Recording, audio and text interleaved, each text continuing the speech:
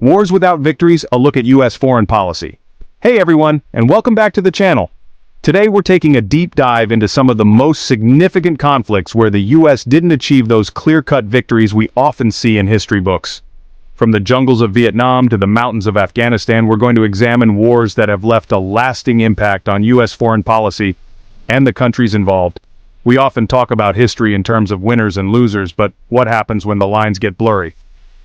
What happens when a war ends not in a triumphant victory parade, but in a complex withdrawal, leaving behind a tangled web of political, social, and humanitarian consequences? That's what we're here to explore. We'll be looking at the historical context, the reasons for U.S. involvement, the challenges faced, and the ultimate outcomes of these conflicts.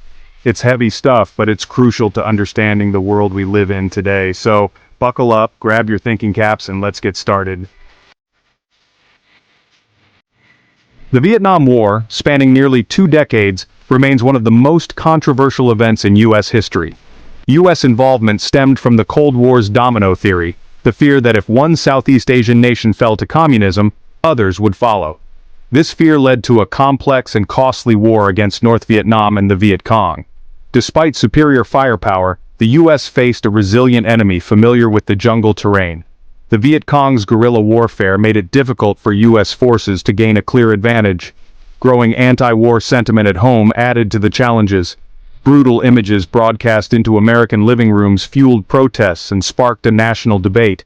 The Tet Offensive in 1968 further eroded public support, despite the U.S. repelling the attack. In 1973, the Paris Peace Accords led to the withdrawal of U.S. troops. In 1975, the North Vietnamese captured Saigon, ending the war. The Vietnam War left deep scars on both nations. The U.S. invasion of Afghanistan in 2001, following the devastating 9/11 attacks, marked the beginning of America's longest war. The initial objective was clear: to dismantle al-Qaeda, the terrorist group responsible for the attacks, and topple the Taliban regime that harbored them. The U.S. military, with the support of international allies, swiftly removed the Taliban from power. However, the Taliban, though weakened, were far from defeated.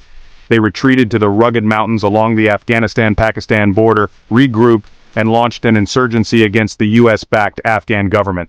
The war in Afghanistan proved to be a complex and challenging one. The U.S. military faced a resilient insurgency, a mountainous and unforgiving terrain, and the difficulty of building a stable and effective Afghan government. The Taliban, with their knowledge of the local terrain and support from certain segments of the population, waged a persistent guerrilla war, utilizing roadside bombs, suicide attacks, and ambushes. The U.S. poured billions of dollars into training and equipping the Afghan security forces, hoping to create a self-sufficient force capable of providing security and stability. However, corruption within the Afghan government and the security forces hindered progress. As the war dragged on, public support waned in the U.S. The human and financial costs of the conflict mounted, and the elusive goal of a stable and democratic Afghanistan seemed increasingly distant. The U.S. government, under different administrations, grappled with the question of how to end the war and withdraw U.S. troops without leaving behind chaos and instability. In 2021, after 2 decades of war, the U.S. completed its withdrawal from Afghanistan. The withdrawal, however, coincided with a swift Taliban takeover of the country, raising questions about the long-term success of the U.S. mission. The Afghanistan War, much like the Vietnam War, highlighted the complexities of nation-building and the limitations of military power in achieving political objectives. It left behind a legacy of unanswered questions about the effectiveness of U.S. foreign policy and the human cost of prolonged military interventions. Chapter 3. The Korean War, a conflict frozen in time. The Korean War, a conflict that erupted in 1950, stands as a stark reminder of the Cold War's global reach and the enduring consequences of unresolved conflicts. When North Korean forces, backed by the Soviet Union and China, crossed the 38th parallel and invaded South Korea, the United States, fearing the spread of communism, committed troops to defend the South.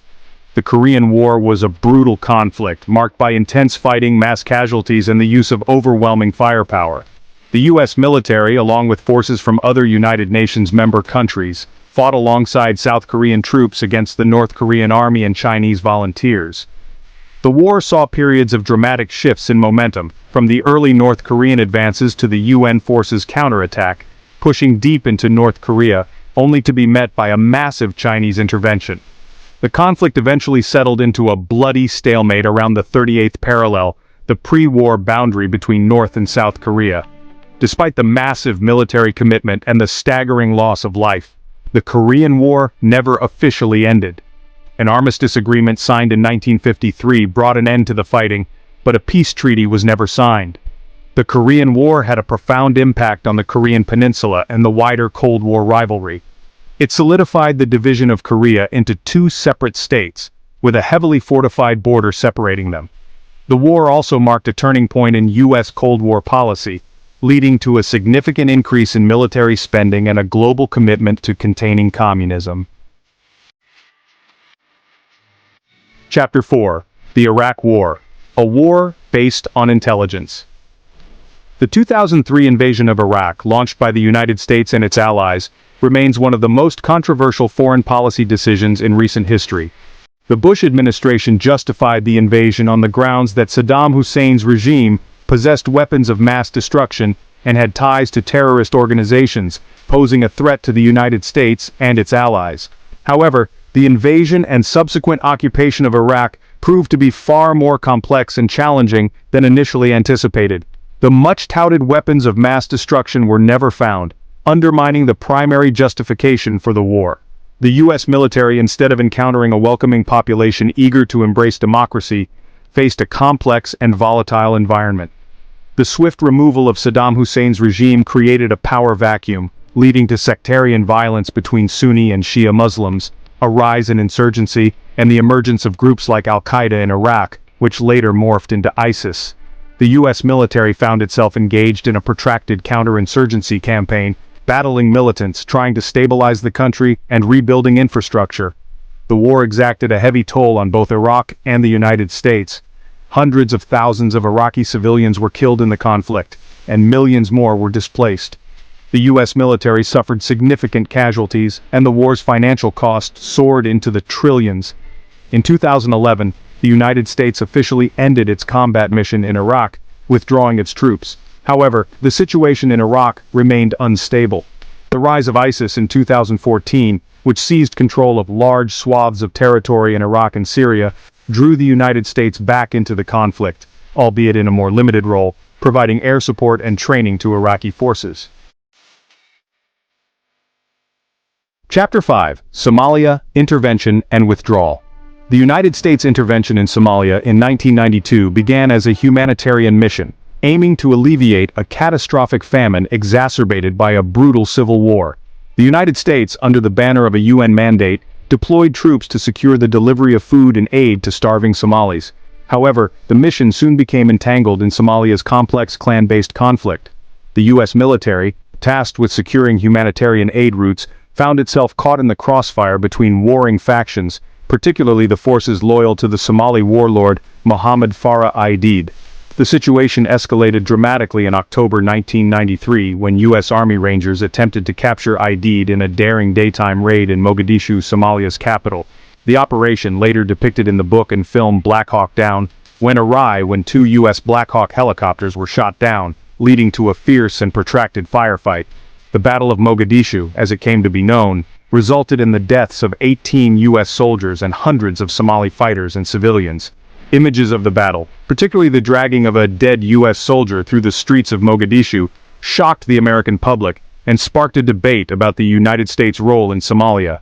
The Clinton administration, facing mounting domestic pressure and questioning the mission's objectives, decided to withdraw U.S. troops from Somalia in 1994. The United States intervention in Somalia, though initially driven by humanitarian aims, became a cautionary tale of the complexities of intervening in civil wars and the unintended consequences of mission creep. The Price of Power. Lessons from U.S. Wars. Thanks for sticking with us through these complex and often difficult stories. Examining these conflicts, where victory wasn't a clear-cut celebration, reveals a lot about the challenges of foreign policy, the limits of military might, and the human cost of war. If there's one thing we hope you take away from this video, it's that history is rarely simple.